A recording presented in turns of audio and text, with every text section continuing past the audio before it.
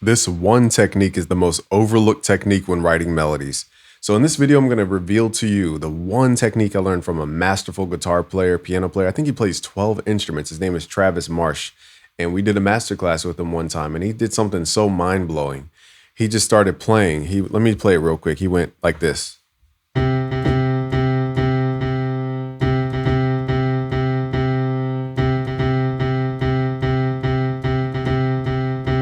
And he said, "What song did I just play?" And I was like, "Isn't that the Happy Birthday song?" And he was like, "Exactly." He's like, "You don't need to know the notes of the melody. It's the rhythm of the melody that also is part of the melody." And this is what we overlook every single day: the rhythm, the invisible timing, the truncation, the rhythms, whether you're playing triplets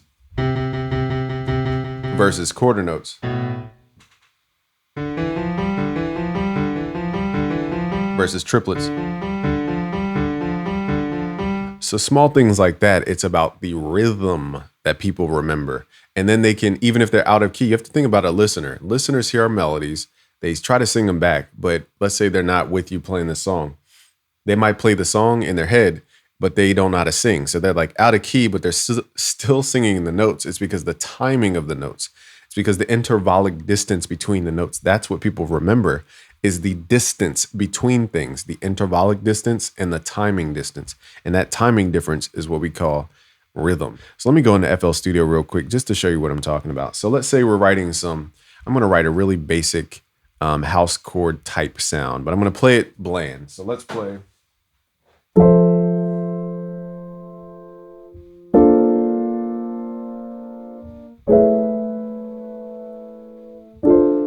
Okay, so let's play those chords.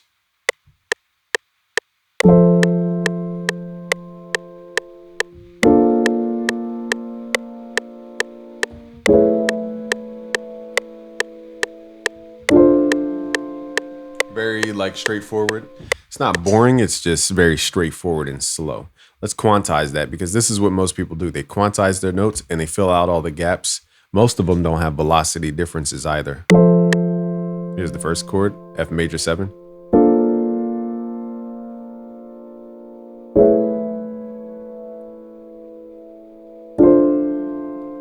Okay, now all I have to do to play this like a house chord, and I'll switch pianos just so we get more of a house tone, even though this isn't a house piano. Okay, let's open up a new pattern. What I'm gonna do now is move this to a house BPM, so it sounds more housey. But I'm gonna add rhythm, and this rhythm is gonna be the difference between playing your stale chord progressions, your board progressions, may I say.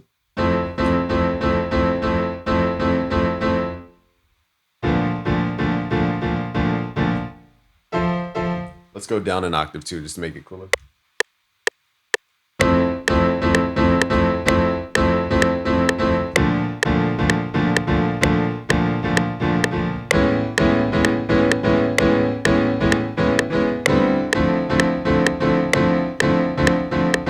So I made a little accident in there, but it sounded actually really dope.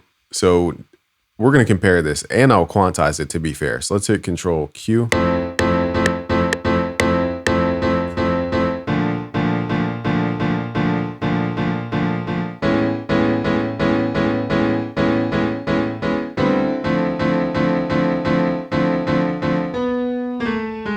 That G sounded so good. I'm going to add that in.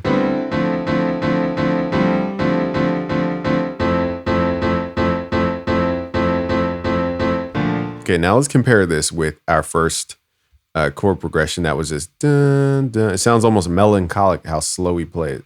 So this is how powerful rhythm is. It's basic, but it's the reason your songs aren't giving a vibe. It's not that you need to play a different chord. You don't need to play a different scale.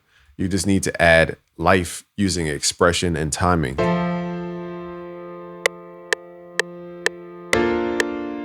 Now this would be cool for like an intro to kind of slowly introduce the song.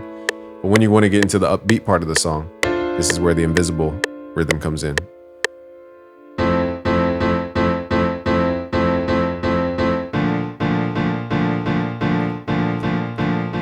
We're going to do this with melody as well. So let me go in and add a melody.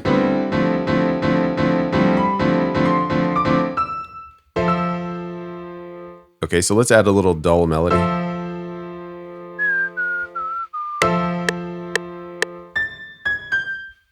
I'm doing this from my brain here.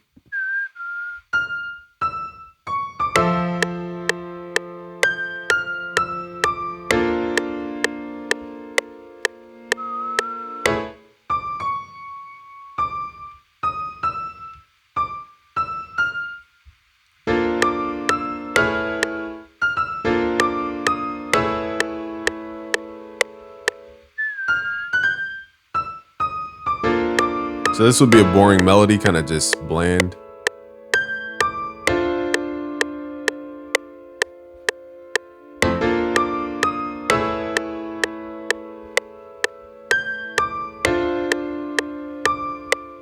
Okay, so let's go all the way back. So we're gonna take this boring melody and copy it over to our rhythmic house section and give it a life. This almost sounds like a sad song by how slow we're playing the notes.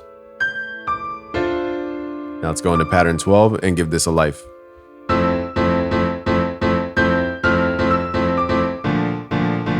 Now, luckily, we're playing rhythm against each other, so this can be considered a counter melody because now we have the dun, dun, dun, dun, dun underneath. We don't necessarily need to match it because we need to create an opposite.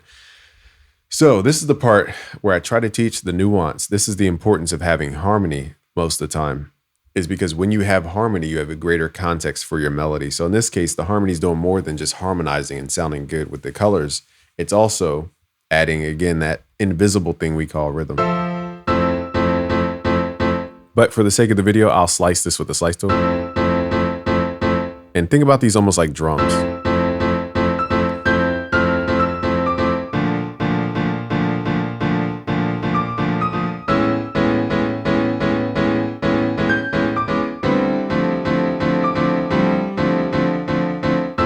Okay, so all I've done was slice the same notes, didn't add any new notes. And now let's hear the before and after with the added rhythm here. So again, I cannot believe this chord progression is the same chord progression. The one on the left sounds so sad compared to our house sound.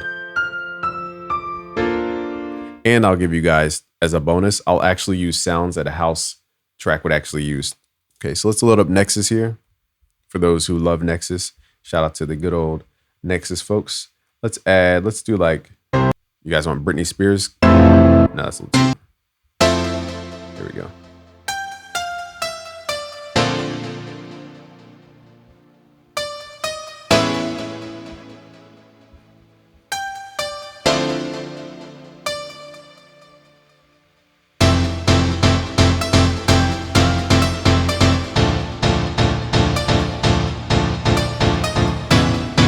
It's a little too dark, this piano. I'm getting nitpicky here with the sounds, okay, but we are going to, let's use an E piano. There we go. Can't go wrong with the soft piano. And the sound's cool, but it's slow. Now let's introduce the secret rhythm to the melody.